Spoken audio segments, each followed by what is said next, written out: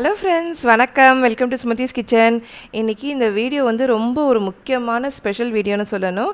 முதல் முறையாக சுமதிஸ் கிச்சனில் என் மாமியார், என் அத்தை வந்து தீபாவளி ஸ்வீட்ஸ் ரெசிபீஸில் சோமாஸ், தஞ்சாவூர் ஸ்பெஷல் சோமாஸ் செஞ்சு காட்ட போகிறாங்க. அவங்க வந்து சுத்த சைவங்க. சைவ சமையல் எல்லாமே வந்து சூப்பராக பாரம்பரியமான முறையில் எல்லா பதார்த்தங்களும் அவ்வளோ நல்லா செய்வாங்க, பொறுமையாக செய்வாங்க. இப்போ நம்மளுக்காக இதை செஞ்சு காட்ட போகிறாங்க. இன்னொரு குறிப்பு அவங்கள பற்றி நான் நிச்சயமாக சொல்லணும். ரொம்ப நாளாக எனக்கு இது தெரியாது. இந்த வீடியோ போஸ்ட் பண்ணும் போது தான் தெரிஞ்சுக்கிட்டேன். அவங்க வந்து எந்த புஸ்தகத்துலேயும் எழுதி வச்சுக்க மாட்டாங்களாம். எல்லாம் மனப்பாடம் தான், குத்து மதிப்பாக அவங்க ஓன் ரெசிபி அப்படின்னு இதை சொல்லலாம். வாங்க அதை பார்ப்போம். அத்தையின் அறுசுவை அற்புதங்கள் அங்கத்தில் தஞ்சாவூர் ஸ்பெஷல் இனிப்பு சோமாஸ் இதோ. நான் விஜய் பேசுகிறேன். உங்களுக்கு ஒரு ரெசிபி செஞ்சு காட்டுறேன்.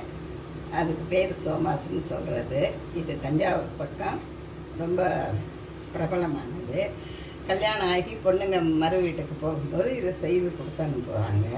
குழந்தைங்கள்லாம் ரொம்ப விரும்பி சாப்பிடுவாங்க. உங்களுக்கு நான் இதை செஞ்சு காட்ட போகிறேன். அதுக்கு தேவையான பொருளெல்லாம் இங்கே வச்சுருக்கேன். வறுக்கடலை 1 கப்பு, மைதா 1 கப்பு, ஜீனி 3/4 கப்பு, தேங்காய் 1/2 கப்பு வச்சுருக்கேன், ஏலக்காய் 1 ஸ்பூன் வச்சுருக்கேன், ஒரு ஸ்பூன் நெய், தேவையான அளவு உப்பு.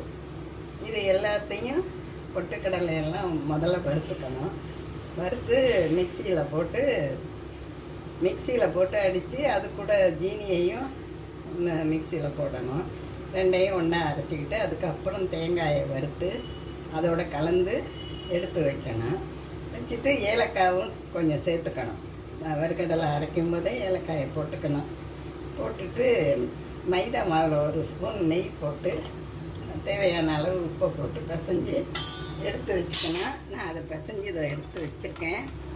அதெல்லாம் ரெடி பண்ணி மாவை எடுத்து வச்சுருக்கேன். இப்போது இதை வறுத்து உங்களுக்கு மிக்சியில் அடித்து காட்டுறேன்.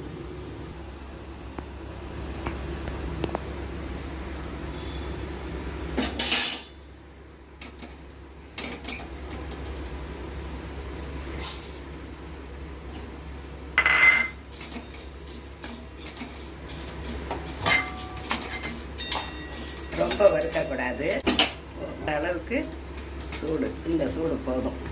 அடுத்து தேங்காயை வறுக்கணும்.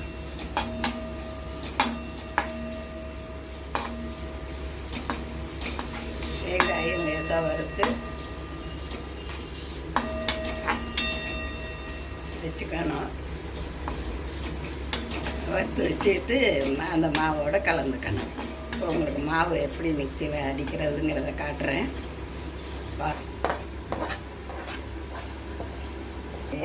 வறுக்கடலையே இதில் அரைக்க போகிறேன் மிக்சியில். அது கூட ஜீனியும் போட்டுக்கிறேன். ஜீனி போட்டுக்கிறேன். 1 ஸ்பூன் ஏலக்காய் போட்டுக்கிறேன். போட்டு எல்லாத்தையும் மிக்சியில் அரைக்க போகிறேன். மிக்சியில் அரைச்சிட்டேன். இதை ஒரு பவுலில் பாத்திரத்தில் கொட்டிக்கிட்டு இது கூட நாம் வறுத்து வச்சுருக்க தேங்காயை போடணும். தேங்காயை போட்டு கிளறிடணும். இதுதான் அந்த சோமாஸுக்குள்ளே வைக்கிற பூரணம். இதைத்தான் சோமாஸுக்குள்ளே வச்சு நம்ம இப்போ செய்யப்போம். இதோ 1 கப் மைதா மாவு, இதில் கொஞ்சம் தேவையான அளவு உப்பு, நெய் 1 ஸ்பூன் நெய் போட்டு பிசையணும். நான் ஏற்கனவே வந்து கொஞ்சம் 1 மணி நேரம் அது ஊறணும். அதனால் நான் ஏற்கனவே அதே அளவு எடுத்து இப்போ பிசைஞ்சு வச்சுருக்கேன் இந்த மாவை. அதை இப்போ உங்களுக்கு போட்டு காட்டுறேன். இந்த மாவை எல்லாம் நல்லா பிசைஞ்சிக்கணும். பிசைஞ்சிட்டு இந்த மாதிரி வரணும். 1 மணி நேரம் இந்த மாவை பிசைஞ்சு நீங்கள் ஊற வைக்கணும். ஊற வச்சுட்டு இதை போடணும். இப்போது எப்படி போடுறதுன்னு காட்டுறேன். இந்த மாவை நான் எப்படி தயார் பண்ணேன்னா, அந்த 1 கப் மாவில் தேவையான அளவு உப்பு போட்டு 1 ஸ்பூன் நெய் போட்டு பிசைஞ்சு வச்சு ஏற்கனவே 1 மணி நேரத்துக்கு முன்னாடி பிசைஞ்சு வைக்கணும். அது மாதிரி வச்சுருக்கேன் உங்களுக்கு. ஏன்னா நான் இப்போவே பிசைஞ்சு போட்டால் சரியாக இருக்காது. அதனால் அதே அளவுக்கு நான் முன்னாடியே ரெடி பண்ணி வச்சுட்டேன். இப்போ உங்களுக்கு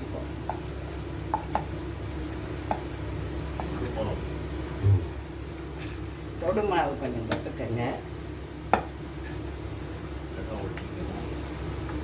இல்லைன்னா வராது சரியாக ஒட்டி, மைதாவாக இருக்கிறதுனால.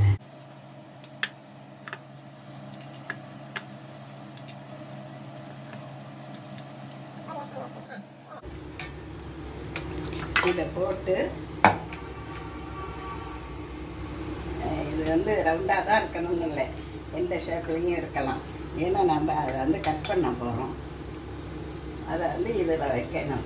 இந்த பூரணம் நம்ம ரெடி பண்ணி வச்சுருக்கதை இதில் வைக்கணும். வச்சு இந்த ஓரமெல்லாம் இப்படி தண்ணியால் தொடணும். தொட்டு இந்த தண்ணியை தடவிக்கணும்.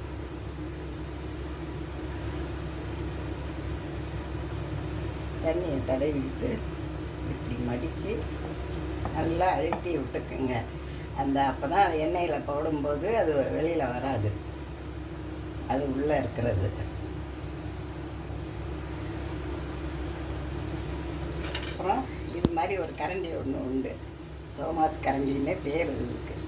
இதை வச்சு நீங்கள் வட்டமாக இப்படி அதை கட் பண்ணணும்.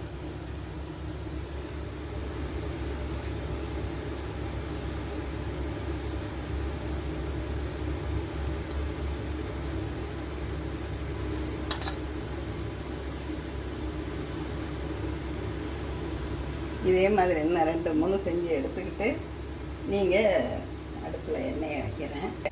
எண்ணெய் காஞ்சி போயிட்டான்னு பார்க்கணும். இப்படி பார்த்தோம்னா நமக்கு தெரியும் காஞ்சது. காஞ்ச பிறகு நீங்கள் அதில் எடுத்து இதை போடணும்.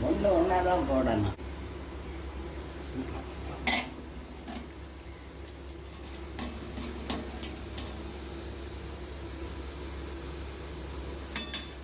மொதல் தடவை போடும்போது கொஞ்சம் ஒரு மாதிரியாக இருக்கும்.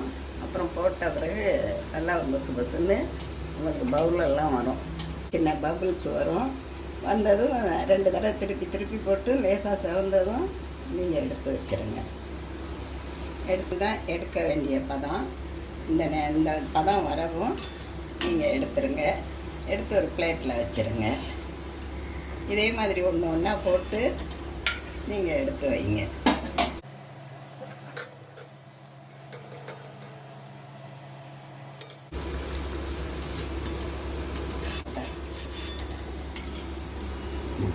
இது வந்து குழந்தைங்களாம் ரொம்ப விரும்பி சாப்பிடுவாங்க. பெரியவங்களுக்கும் கொடுக்கலாம், பெரியவங்களுக்கும் பிடிக்கும். இது எல்லாருக்கும் பிடிக்கும், யாரும் இதை வேண்டாம்னு சொல்ல மாட்டாங்க. இது நல்லது, ரொம்ப அதிக இனிப்பும் கிடையாது. சுகர் பேஷண்ட்டும் சாப்பிடலாம். நல்ல மொறுன்னு நல்லா இருக்கும். செஞ்சு சாப்பிட்டு பாருங்கள். அவ்வளோதான். சுமதிஸ் கிச்சன்லேருந்து எங்கள் வீட்டு கைமணம் உங்கள் வீட்டில் மணக்கட்டும். சப்ஸ்கிரைப் பண்ணி வச்சுக்கோங்க. நன்றி, வணக்கம். தேங்க்ஸ் ஃபார் வாட்சிங். Like, comment and subscribe for more weekly videos.